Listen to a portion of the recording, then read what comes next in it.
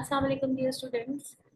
So let's start our second year physics. So we have total starting from chapter number 1 till chapter number 9. So we have 9 chapters. So first of all, let's discuss chapter number 1, that is thermal physics. So today we will discuss a very short introduction about thermal physics, that what is thermal physics and what are we going to study in thermal physics. So अगर आप thermal की बात करें तो thermal से आपके mind में क्या आता है? Just think about it, what comes into your mind after knowing this word. So it means either heat, या आपके माइंड में आया होगा temperature, or something that is hot. So this is the branch of the physics where we study heat, how heat is exchanged between system and surrounding, and what changes occurs if we add heat to the system or if we remove heat to the system. And then we will discuss work done किस तरह का होता है, positive work done होता है, negative work done होता है. And then इसके अंदर एनर्जीज कौन सी इन्वॉल्व होती हैं. एनर्जीज आपके पास इंटरनल एनर्जी हो सकती है, kinetic एनर्जी हो सकती है, पोटेंशियल एनर्जी हो सकती है. So basically this is just like thermodynamics. जैसे थर्मोडायनेमिक सिस्टम्स को हम डिस्कस करते हैं, तो थर्मल फिजिक्स में हम बेसिकली थर्मोडायनेमिक सिस्टम्स को ही डिस्कस करेंगे. सो अपने टॉपिक की तरफ हम चलते हैं. टॉपिक नंबर 1, पहला टॉपिक है हमारा, that is related to the introduction of this all of this. So let's discuss the introduction part. So first of all, what do we have? Thermal physics. So mark this definition. So thermal physics क्या होती है आपके पास? This is the definition that you can mark here. So the thermal physics, it is an important area of study which deals with the relationship between heat. यानी आप heat provide करते हैं तो work क्या है, टेम्परेचर में क्या change आ रहा है, और फॉर्म्स ऑफ एनर्जी यानी किनेटिक एनर्जी है, पोटेंशियल एनर्जी है, इंटरनल एनर्जी है, इसमें क्या चेंज आ रहा है. सो बेसिकली कितनी चीजें हमने डिस्कस करनी है? 4 things: heat, work, temperature and energy.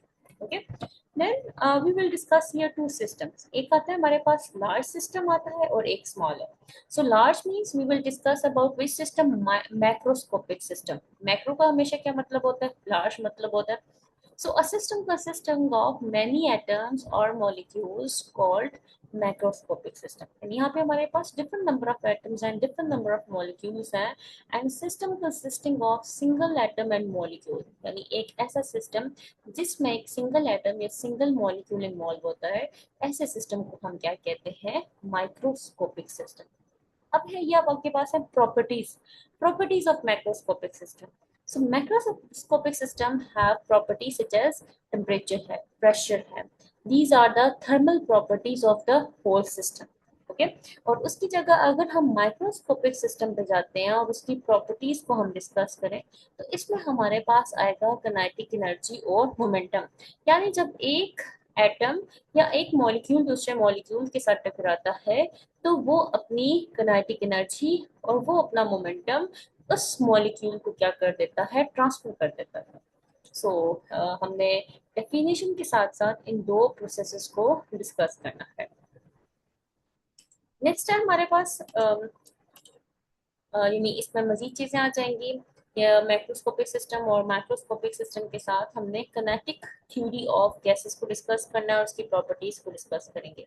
यानी कोई भी गैसेस को जब आप डिस्कस करते हैं, ये गैसेस के मॉलिक्यूल्स हो जाएं, लिक्विड के मॉलिक्यूल्स हो जाएं या सॉलिड के मॉलिक्यूल्स हो जाएं, तो डेली लाइफ में kinetic molecular theory of the gases की जो प्रॉपर्टीज हम स्टडी करेंगे, उनकी एप्लीकेशंस कहाँ आती हैं? उसकी एप्लीकेशंस को हम यूज करते हैं automobile engines, turbines, air conditioners, production of food and environment. यानी हमारे पास यहाँ पे इनकी एप्लीकेशंस मिलती हैं. सो इन इंट्रोडक्टरी पार्ट में जो मैंने आपको साथ साथ मार्क करवाया है, जस्ट आपने इसको माइंड में रखना है. आपको थर्मल फिजिक्स की डेफिनेशन आनी चाहिए, and what is macroscopic system and what is microscopic system. Simple. Okay, then let us discuss Brownian motion. So first think about it. कैसा मोशन होता है? क्या आपने डेली लाइफ में इस तरह का मोशन ऑब्जर्व किया है? Brownian motion. अगर आप एक हनी बी या कोई भी बी ले लें, कोई बर्ड ले लें, उसका मोशन, या कोई इंसेक्ट हो, फ्लाइंग इंसेक्ट, अगर उसका मोशन देखें, तो कभी ऐसा हुआ कि एक फ्लाइंग इंसेक्ट एक फूल से दूसरे फूल की तरफ जाता है तो वो स्ट्रेट लाइन में जाता है? नो, वो डिफरेंट पाथ्स फॉलो करते हैं, यानी वो जिगजैग फॉलो मोशन फॉलो करते हैं. तो ब्राउनियन मोशन, एक्चुअली ये ब्राउनियन जो वर्ड है, ये कौन सा मोशन है? This is irregular motion. Okay, so Brownian motion is the irregular motion of the molecules in a gas. So who discovered it? Because it was Robert Brown, who was a botanist. He observed under the microscope जो pollen के particles होते हैं उसे liquid में उनको insert किया था. So they were moving around in liquid randomly. So when he observed it under the microscope, so these were called as dust particles simple. So it was proved that कि this is one of the effect of molecular motion.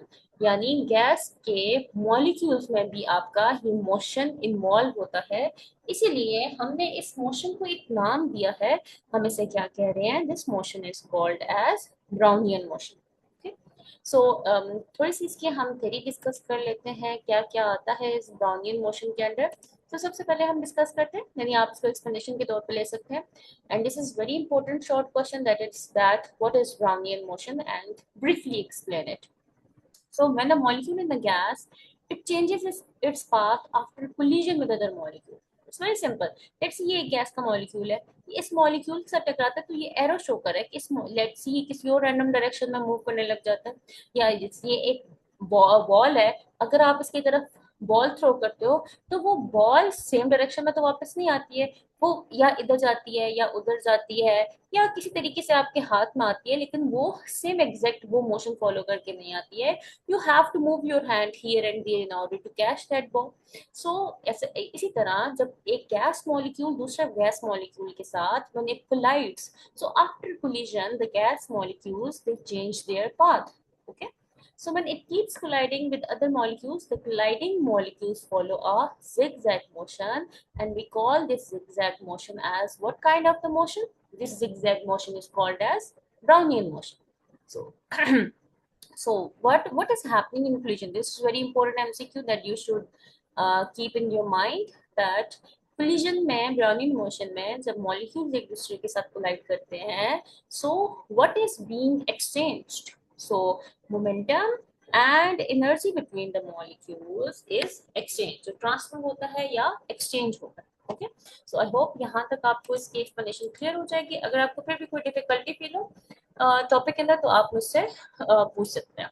Then next है आपके पास कि Brownian motion को हम describe कैसे करते हैं. Brownian motion describes as simple, आप इरेगुलर मोशन कह लें, क्योस कह लें, रैंडमनेस कह लें. सो हमने ये मॉडल शो किया है, इसमें हमने सिंपल ब्राउनियन मोशन गैस के मॉलिक्यूल्स को शो किया. So there are various reasons that causes this motion. तो यहाँ पे हम कुछ reasons discuss करेंगे कि ऐसा motion आता क्यों है. First of all, point number one is the size of the molecule is inversely proportional to the speed of the particle. So एक तरफ हम ले रहे हैं size और हम कह रहे हैं ये किसके inversely proportional है? Speed of the particle के inversely proportional है. That means if the size is large, that means that particle speed will be less, कम हो जाएगी उसकी. So we know that the transfer of momentum is inversely proportional to the mass of the particle. We know P is equals to mv. तो यहाँ पे mass और velocity के साथ क्या आता है? Again inverse relation, यानी किसी चीज का mass ज्यादा होगा तो उसकी velocity क्या करेगी? Decrease करेगी. So lighter particles they obtain greater speed from collision. So अगर मैं ले लूँ एक heavier body है, okay, और यहाँ पे इसके सामने एक lighter body है. जब ये हैवियर बॉडी इस लाइटर बॉडी पे अटैक करेगी या इसके साथ कोलाइड करती है, तो कोलिजन के बाद आपकी लाइटर बॉडी ग्रेटर स्पीड के साथ मूव करेगी. और एज अ रिजल्ट क्या इस मैसिव बॉडी पे इस लाइटर बॉडी का कोई इफेक्ट पड़ेगा? जो रिएक्शन में होगा वो इफेक्ट होगा तो सही, लेकिन it is very minimum that we can't calculate it. So हम कहेंगे the effect on the greater body is very minimum, but the lighter body it will gain very high speed and it will gain energy, it will gain momentum from the larger particle. So ये अपनी forward direction में अपना motion continue करेगा और greater speed के साथ क्या करेगा? Move करेगा. That is why यहाँ पे हमने दो तीन बातें कही हैं. एक size inversely proportional to the velocity, that means larger size उस चीज की velocity क्या होगी? कम होगी. And again mass भी है क्या है? Velocity के साथ inversely proportional है, यानी किसी body का जितना ज्यादा mass होगा उस पे जो मोमेंटम ट्रांसफर होगा वो कम होगा. लेकिन ये लार्जर साइज बॉडी जो मोमेंटम ट्रांसफर करेगी स्मॉलर बॉडी को, that is going to be very large. Okay, next हम डिस्कस करते हैं the speed of the particles is inversely proportional to the viscosity of the fluid. Now what is this viscosity? We have already discussed this eta viscosity of the fluid, that honey है या water है, दोनों में क्या difference होता है? Honey is thick, it has large viscosity, and if I take the example of the water, water की क्या होती है? Water की viscosity small होती है. तो अगर आप एक बॉल को हनी से पास करें, ओके, एक बॉल है वो हनी से फ्लो कर रही है और एक बॉल है वाटर से फ्लो कर रही है. सो वाटर वाली जो बॉल होगी वो क्विकली फ्लो होगी और ये आहिस्ता आहिस्ता आहिस्ता आहिस्ता आहिस्ता स्टेप्स में मूव करते हुए नीचे की तरफ आएगी. ये लेस टाइम लेगी आपके पास and this will take more time. तो इसीलिए हम क्या कह रहे हैं कि लिक्विड के ऊपर भी डिपेंड करता है. लिक्विड आपका थिक है या लिक्विड आपका थिन है जिसके अंदर आपके पार्टिकल्स मूव कर रहे हैं. So speed of the particle is inversely proportional to the viscosity of the fluid. Low viscosity of the fluid results in the faster Brownian motion. जितनी कम velocity होगी Brownian motion भी उसके अंदर molecules का क्या होगा वो fast होगा. Then हम कहते हैं viscosity describes the magnitude of internal friction in a fluid. तो जब हमने फर्स्ट ईयर फिजिक्स में विस्कोसिटी को डिस्कस किया था हमने कहा था ये जो लिक्विड है ना इसकी लेयर्स के दरमियान में क्या एग्जिस्ट करती है? फ्रिक्शन एग्जिस्ट करती है. सो वाटर है उसकी लेयर्स में फ्रिक्शन क्या होती है? Very very very small. But उसकी जगह थिक हनी हो जाए टार हो जाए तो उसमें रेजिस्टेंस क्या होती है? लार्ज होती है. सो एक्चुअली ये क्या होती है जब ये बॉल इसके अंदर से मूव कर रही है तो इसके ऊपर क्या इफेक्ट कर रही है? क्या चीज इफेक्ट कर रही है? Resistance between the layers of the fluid जो है वो इसके ऊपर इफेक्ट कर रही है. So Brownian motion causes the molecules या particles in the fluid to be in constant motion. So हम कहेंगे कि randomly इधर उधर इधर उधर वो मूव कर रहे होते हैं लेकिन मूवमेंट किस तरह की होती है? एक कांस्टेंट स्पीड या कांस्टेंट वेलोसिटी के साथ मूव कर रहे होते हैं. तो वो जिस डायरेक्शन में भी मूव करें that doesn't matter. So it was जो पोलेंस का एक्सपेरिमेंट है इसने किया था. It was Albert Einstein who explain the pollen movement in the liquid assisted by the molecules 1905 में. And then in 1908 a French physicist J. Perron he experimentally verified. Einstein ने सिर्फ theory दी थी. French जो physicist था उसने इसको experimentally verify किया था. And because of this experimental verification, a Nobel Prize was awarded to Einstein in 1926. So, theory क्या हो गई थी आपके पास? प्रूफ हो गई थी with the help of experiment. So I hope ये प्रॉपर्टीज आपने माइंड में रखनी है.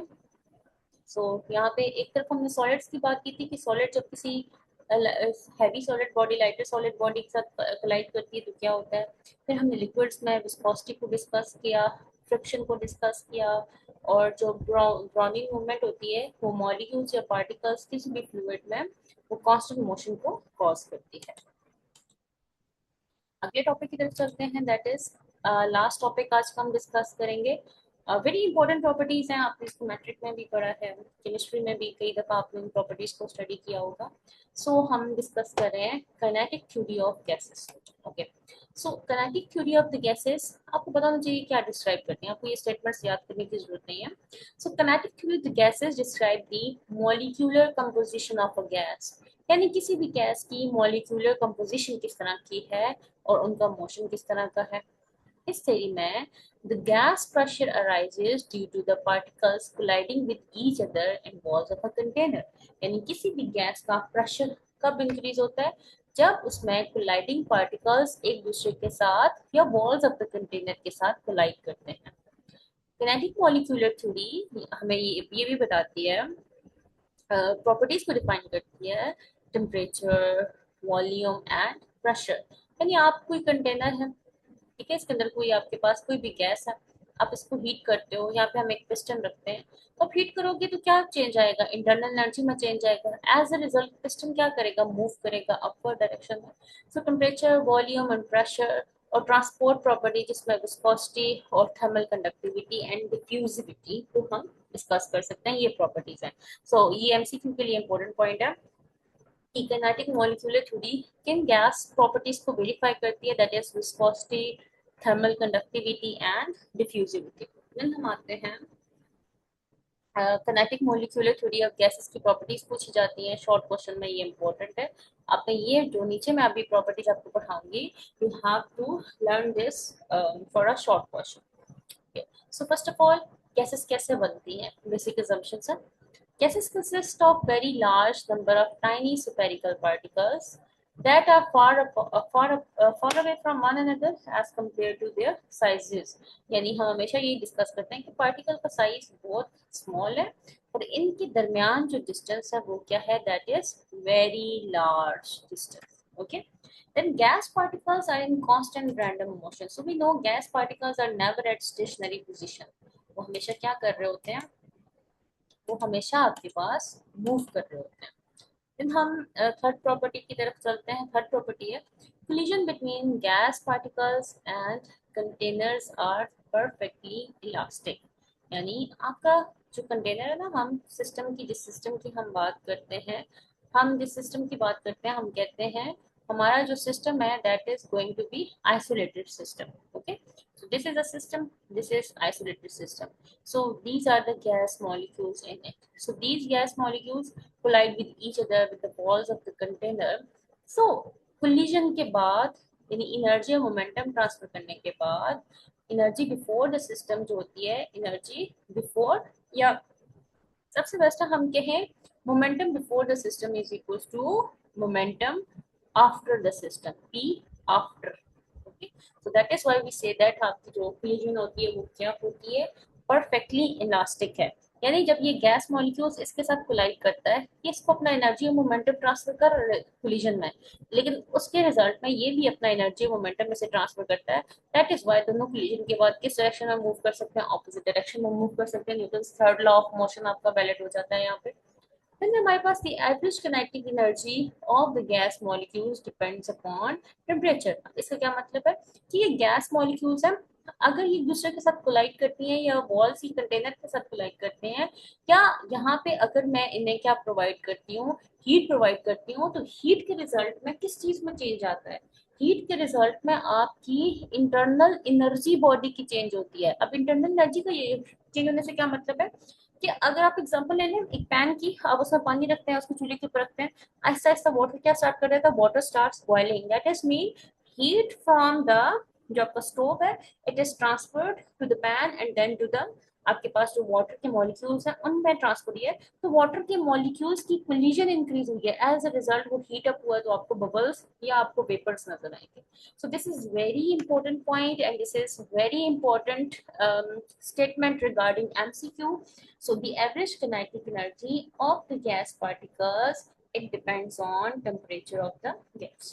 So before ending this lecture, let us discuss one last thing, and this is also an important short question। What does this mean free path? अब हम example ले लेते हैं। This is one gas molecule, this is other gas molecules। I give energy to this gas molecule, it starts moving and it goes and collides with the other molecule। And what will happen before collision? Collision से पहले the distance this molecule has covered, ये जो distance है यहाँ से लेके यहाँ तक किसने cover किया है, हम path की बात करें ना, this is called as mean free path। So after collision it can change or alter, either it can, this particle can move in this direction, in this direction or in this direction, in any direction it can move। So इस path को हम क्या कहते हैं, यानी वो path जो एक molecule किसी दूसरे molecule के साथ टकराने से पहले cover करता है, उस पाथ को हम क्या कहते हैं, मीन फ्री पाथ कहते हैं। ओके डियर स्टूडेंट्स, आज का लेक्चर यहाँ तक ही है। प्लीज इनको अच्छे से याद करिए, जो मैंने आपको शॉर्ट क्वेश्चंस बताए हैं उनको लर्न कर लें और उनको अपने रजिस्टर में रजिस्टर्स बना लें और उन रजिस्टर्स को कॉपी कर लें। Thank you students, Allah Hafiz.